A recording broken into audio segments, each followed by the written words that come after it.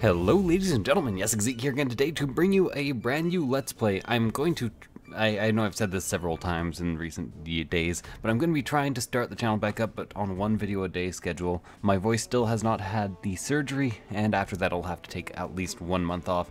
So expect a worse voice, much more coughing, and welcome to Renowned Explorers International Society. So, this is a very interesting game. It's by Abby Games, who you might remember from developing Roos, which, if you want to tell me again, means giant in Dutch. Just leave that in the comments for me. And it's quite a unique game in several ways. It's kind of like XCOM, it's kind of like FTL, and it's kind of entirely unlike either of those things. So, I'm going to start out by doing what I know, which I should really actually get a hold of XSplit at some point and be like, hey, you guys should add a timer feature to your recorder, because that'd be super useful. So I'm going to start with a group that I know, and I'll kind of explain as I go on here. So essentially you pick a captain. Captains all have special abilities that influence how the game works in a general sense. So as you can see, Brilliant Scientist, completing research paper will give you study token at random. Excuse me. So I'll get to that later, but that's the captain perk. If I were to change captains, they would have different captain perks. I think that Anna is actually one of the best captain. Starts every expedition with a tool and 1 study. Oh, and +1 study whenever you enter a nature. Okay, got it. So a tool is something that actually just aids you in one role, but again, I'll get to all that later. As you can see, everybody here has different, is good with aggressive and devious teams, is good with aggressive and devious teams, and is a class quick thinker, is an athlete, is a naturalist. So everybody has different classes. There's a lot of systems here, and it's going to take a little while to get used to how everything works. You can also go into details and see exactly what moves you will get over time. Everybody has a total of 5 moves that they will eventually have, and those can be upgraded, and they have classes that they can level up, and it's actually a very complicated game, but very simple at the same time. You'll see. Okay, let's start the adventure. It's kind of score attacky in a weird way. There's a leaderboard, and your aim is to get as much renown as possible through various means. So I'm not going to play the tutorial because I've already done it several times. And you always start out at a random location. So I'm in the Viking Landing right now, and different locations will give you different amounts of different resources. These prices are outrageous. Let's negotiate for better terms. Ooh. Okay, so I'm actually getting a diplomat perk right here, which is kind of nice. So essentially you can have random events that actually give you a level in a class. And that's what's going on right now. I think it might be best off with Hades, and I'm only saying that because I already kind of know it is. So I'm not going to buy any supplies because I don't need them right now. So you can see I have 6 out of 7 supplies. After I run out of supplies, I will start taking fairly large negatives for the remainder of the expedition I'm currently on. So my crew suddenly gets ambushed by some aggressive looking men. These foreign fancy pants are going to take our jobs. Attack! They're charging. Okay. So that tells us that they're starting out aggressive. And there's 3 ways to do a fight. Well, actually there's a lot of ways to do a fight. But you get bonuses for different ones. For this I'll get an encounter token, which gives me a bunch of bonuses. As you can see, they're currently aggressive and I'm currently uncertain. So, if I were to go friendly here, this would actually change to dire, which would give me -30 armor. But I think if I go for devious, it will give me a different bonus. I kind of forget though. And if I go for attack, it will give me plus 25% power to devious moves.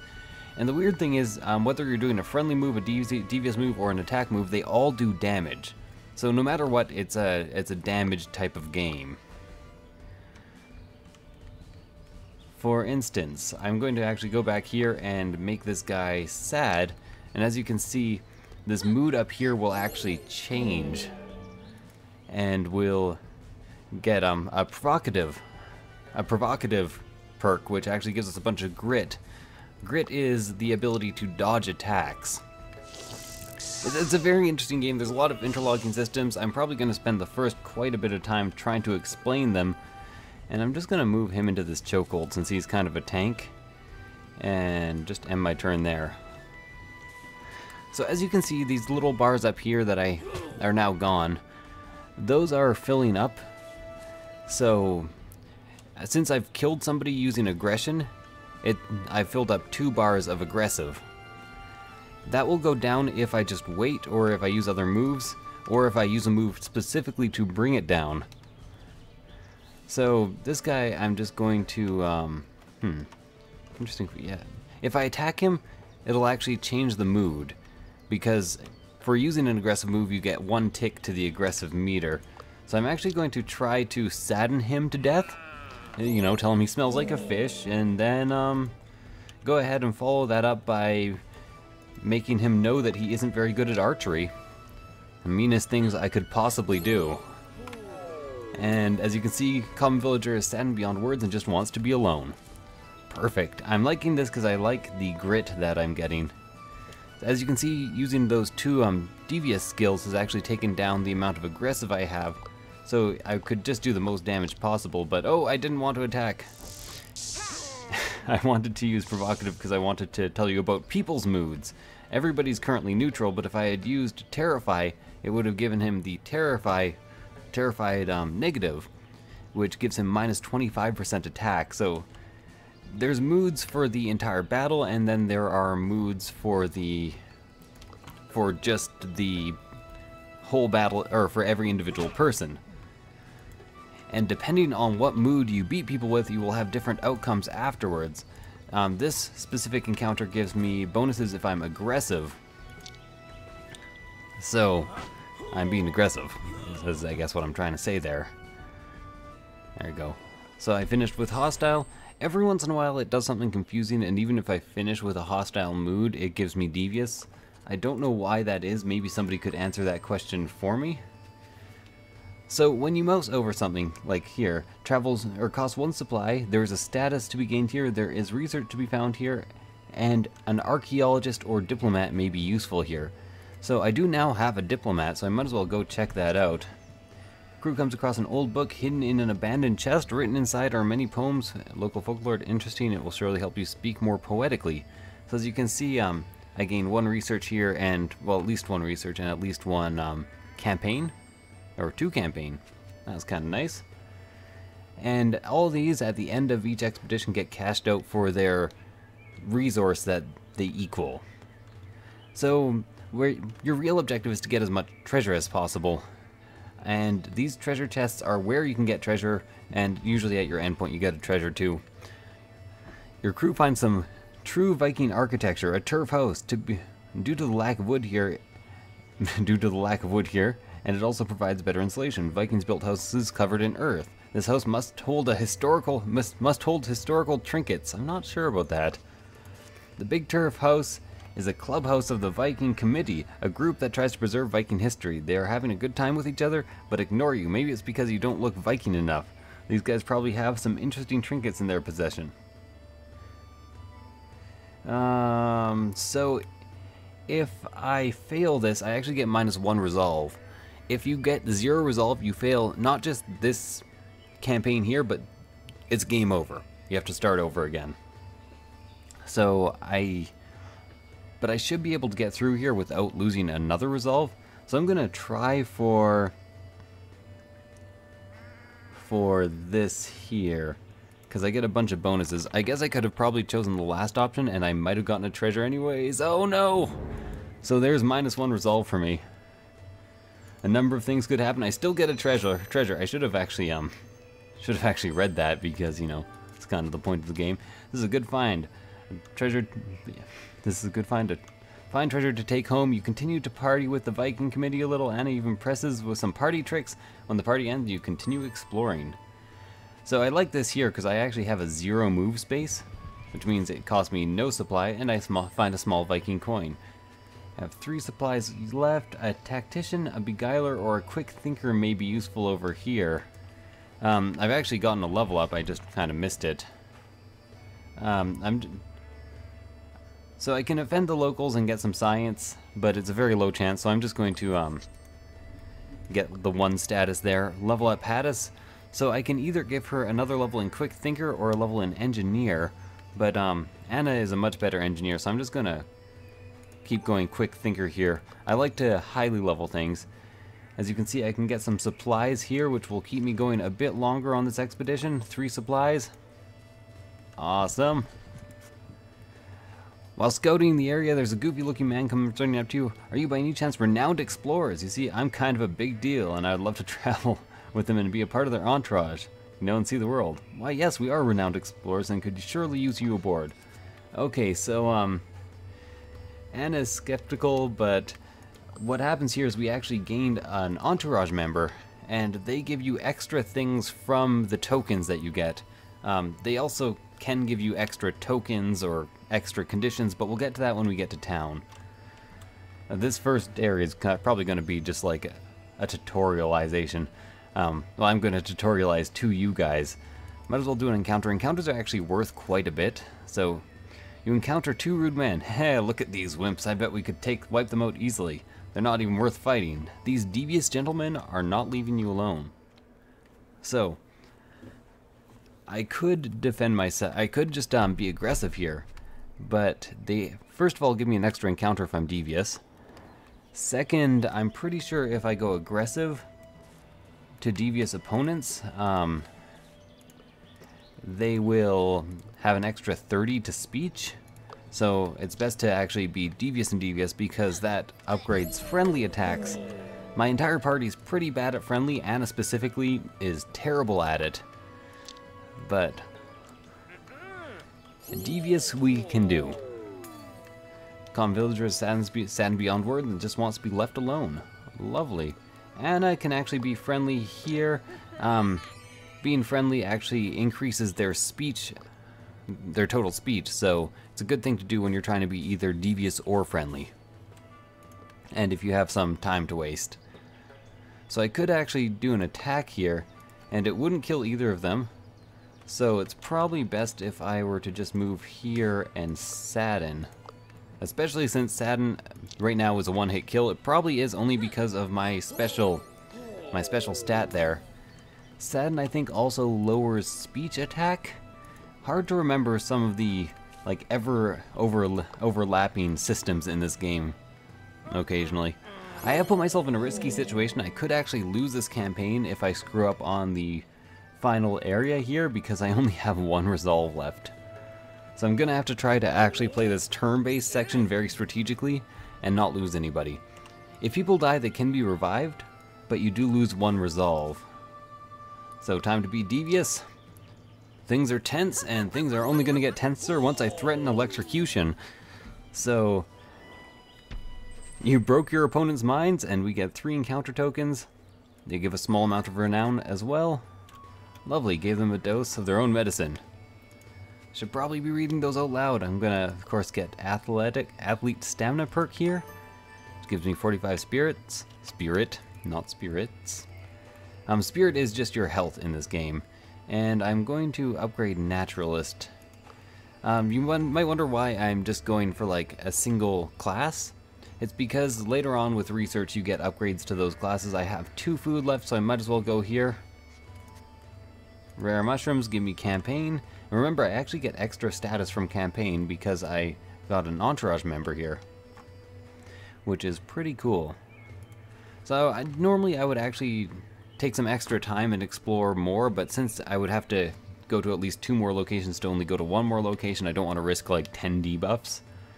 So the Viking boat must be nearby. Once you get there, this expedition will come to an end. I will go onwards. The cruise searches excuse me for a second. Searches the hills and dales thoroughly until you spot, in the distance, an intact Viking boat. Your crew rushes towards the amazing find. It will surely skyrocket your reputation at the renowned Explorer Society. The crew is stopped by a familiar face, French explorer Rivelot, #1 in the most promising explorer rankings. He laughs. Thank you, amateur. You're lucky to find this fine Viking boat just after me. Under the Rule 24B of the Explorer Mandate, Fellow explorers should help each other out, and I really need this treasure to affirm my #1 position. Your help will not be forgotten. Well, maybe. Livelo continues. It seems my explanation wasn't clear enough. Maybe my strong friend Tommy can help explain the situation better while I take the vessel. As you can see in those little words right there. Hey, wait a minute. Before Anna can stop Livelo, his crew's fighter Tommy steps forward. Little explorers, I need to explain you, some. He's not letting you pass. So you can actually end up fighting you always start by fighting Livelo, but you can end up fighting any of his followers. This was probably the best case scenario for me because I can kind of get into a choke and defend myself here. My archer is very, very, very fragile. So you don't want her taking too many hits, but you want these two dead. So let's see what I can do about that. I can actually kill them, which is great. Now I've screwed up here a bit because I forgot that I now have extra moves, and one of my moves is a buff that applies to everybody within 3 squares of him if he attacks. So as you can tell, that actually increased Anna's mood, so that she, I'll mouse over it here, has 25% extra attack power. But I'm just going to move her back. Sometimes it's best to let the enemies not get to you in one turn so you can kind of head them off and get the first advance. The computer is kind of stupid, I must admit, but you know, the game is hard in other ways, so I'm going to forgive it. I could also throw this bottle at them, but I'm killing them all in one attack anyways, so that AoE is not that spectacular. Spectacular, spectacular, the words are but vernacular. Can't describe this great event. Oh good, he missed. Okay, so I'm actually going to move her first, and then her here. Nobody should be able to get behind in a turn, and as I thought, I can actually kill 2 people with this attack, which is kind of lovely. And any friendly moves you use against your allies do heal your allies, which is also very good. And I can kill 3 goons this turn, so I think I have this in the bag. The goons in this first encounter are always super easy. So it's their turn now. Can watch him attack. Fortunately, he's attacking the 2 tanks in the front, both Anna and I actually forget this guy's name here. I gotta click on him. Dude, I know I asked you to adventure with me, but I can't remember. Jean-Pierre Cornel and Harris. Okay, gotta remember their names. Wish I could name people after my subscribers in this. This will 100% kill that guy in the back, so I am 100% going to do that. You might notice if I mouse over these, I get different reactions. Tommy thinks you're nice, Tommy is emotionally hurt and leaves, Tommy is impressed with your skill, so that's the one I'm trying to go with. I think it is the best case scenario. I should probably actually go ahead and terrify him with Anna next turn, just to lower his attack. Not that I think it will matter anyways, but might be a good thing to do. As you can tell, maybe if you looked at the skills down there, the good skills are just on cooldown, they're not MP based or anything. So, yeah. And you might also notice that a lot of these skills gain power each turn they're off of cooldown. So the more you don't use that, the more power it does. So you can actually get to 125% power on that, making it more powerful than the regular attack and able to attack multiple people, which is kind of nice. Actually, after just 1 turn, it's at least as powerful as your normal attack and can attack multiple people. So I said I should maybe be devious against him. Actually, it might have killed him if I was devious, because I have plus 25% to devious powers right now. But since I'm going to take him out this turn anyways, 100%, it is not necessary. This isn't a game where you get super low chances of hitting your enemy. Generally, if you use a skill that you're good at and that will damage the enemy, some enemies are immune to some skills, you will actually hit them. Tommy is pretty impressed. You're strong, pretty impressive, but now I have to go. You deserve this treasure map. for your victory. Bye. And he leaves to follow Rivolo, who has already disappeared with the Viking ship. That is kind of impressive. Carmen Sandiego going on there. You're left with a cryptic treasure map. Its meaning is pretty cryptic. Everybody takes a look. So, depending on who you have in your party, you want to go with different people to do this. I'm going to go to the Viking antiquary site nearby. Oh, buried deep underground. He's an athlete. He might be able to dig that up pretty easily. Let's check that out. Difficult to reach. Let's check that out. So I got a Viking helmet. Sometimes these treasures, I was unlucky this time. This one just gives me 5 encounter. But sometimes treasures actually give you permanent bonuses that affect how everything cashes out or the rewards you get for certain events. And those are like the best type of treasures to get. Although sometimes you're just unlucky and don't get them. I actually like to wait for that to count up. So as you can tell, I get renown and insight for the treasures I get, and these count up nicely, but I kind of want to get through this first campaign so I can teach you how things work when you're in the city. So I'm going to skip by this. He just gave us the ability to take more supply with me on expeditions, which is super useful. And they, of course, just tell you exactly what you can do in the city. Time to prepare for adventures. Okay, so you can give lectures at university, you can hire entourage with prestige, you can buy items for gold, and you can research. So with Anna, the first thing you always want to do is research, because as she researches, research gets better. So I'm going with the preparation tree here. Chronicles is also pretty good. Ideally, on your first turn with Anna, you want to get preparation, chronicles, tools of the trade, and field rations. I'll go over the other trees later, or at least one other tree, because I want the sciences tree. But the reason you want this is you want to get as much research as possible with Anna to get more research, because the more research you get, the more everything else you get, and it kind of cycles indefinitely. So unfortunately I didn't get any direct research upgrades, but I'm going to go lecture in Berlin. Actually, I have a lot of status. So first things first, I'm going to hire entourage members, and I'm going to hire students who give me extra study for research from study. Also want to check out the people I can possibly unlock.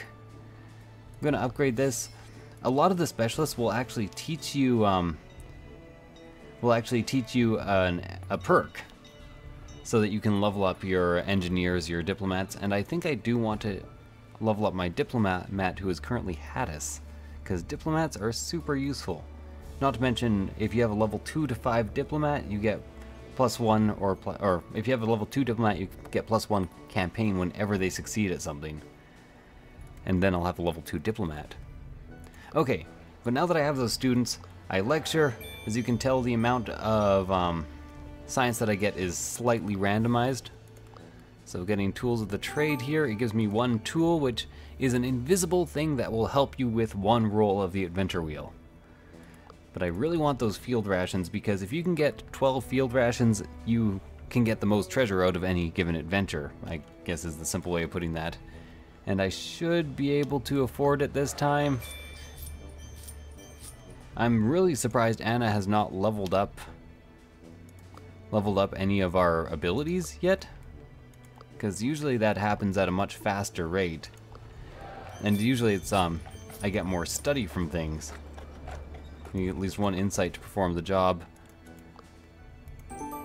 So now I get more research from study. That usually happens so much faster.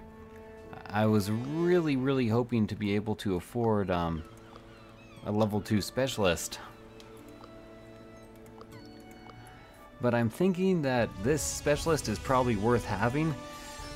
It's usually fairly good to spend most of what you get the second you get it, although sometimes saving money can be decent as well. So this gives me an engineering perk, which I'm going to put on her. This gives a survivalist perk. And I could buy weapons and armor, but I don't have enough money since I just spent it all on this. So as you can see, This just resists damage taken from terrified speeches and resist damage taken from enraged speeches, but since it gives us levels, I like to actually put them on right away. So as you can see, I have completed 1 out of 5 total expeditions, and I can only do a few more. But I'm happy with how things turned out, so thank you guys for watching. I hope you enjoyed it. This is going to be the episode for the day. I'm going to, of course, continue on and do 1 expedition per episode, and I will see you guys next time. Bye.